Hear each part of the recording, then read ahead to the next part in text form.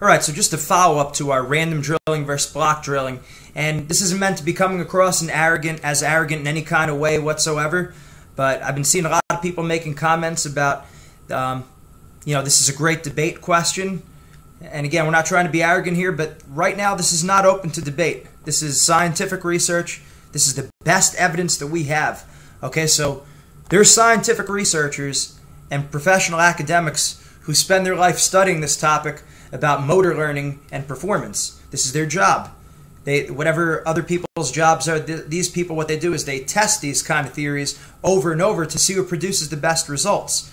Okay, so they test people in practice, they test them after practice, and then they test them in the matches or the games or these other competitive situations, and they develop and they determine, they draw conclusions, as scientists do, what is the best method of learning for your muscular system, for your nervous system, for your brain. Okay, so really this isn't a debate right now. To the best of our knowledge, this is fact, to the best that evidence has right now.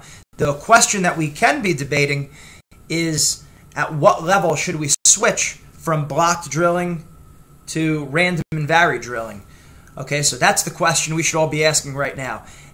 Since we do know that block drilling works better in the beginning, in the early stages of learning, okay, at what point in time do we switch over to random and varied drilling? We've been seeing a lot of feedback about, well, the programs that I named are like the elite level colleges, but that's actually not very true also. I mean, yes, the elite colleges are doing this, but it seems like we should be switching over a lot earlier for that. Okay? Again, I'm going to default to the book. Not that we're hiding behind the book here, but what we're doing here is we're giving you the best. These people did the work. Okay? This isn't Gene Zanetti and Wrestling Mindset just dreamed all this up. We're going by what the facts say. We're going by the best scientific research. I mean, if we're not going by the best research, what are we going by? Right? I know the Russians over there, they have, a lot of sports studies. They pay their sports scientists a lot of money to come up with this kind of stuff that we have right here. Okay, so back to our debate. At what point in time should we switch from block learning to block drilling to random drilling? And it seems like the answer is a little bit earlier than we would anticipate. Okay, so there's the two stages of learning. Well, the initial stage and the second stage. Okay, so the initial stage is verbal cognitive stage. The initial stage of learning in which verbal and cognitive processes dominate the learner's activity. Okay, so what that basically means is, if we're talking about a double leg takedown, if you have to think about the double leg takedown while you're shooting it, you have to think about, okay, I penetrate here, my hands go here, my head is up. If you have to think about all those steps of a double leg takedown, you're probably still in that verbal cognitive stage, that initial stage where the coach has to tell you all those little things. Your mind needs to be aware of that, okay? But once you move on to the second stage, which is the motor stage, that's right here where it says the second stage of learning, which is where motor programs are developed and the person's performance becomes increasingly consistent. Okay, so the person's performance comes increasingly consistent. So now the person doesn't need to remind themselves in that double leg, head up, penetrate deep, hands out, wrap the legs. They don't have to tell themselves that over and over. Now that doesn't sound to me like a Penn State or Oklahoma State wrestler, right? That sounds like someone who learned the task maybe, a week ago, 2 weeks ago. All right, so it sounds like it's much earlier than when we think that we need to switch to it.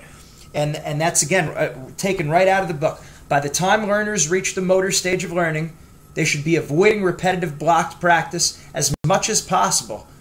One way they can do this is to practice several tasks in the same session, rotating from one task to the next in a continuous basis. Okay? So, again, it's saying it right here. That's when you're supposed to switch.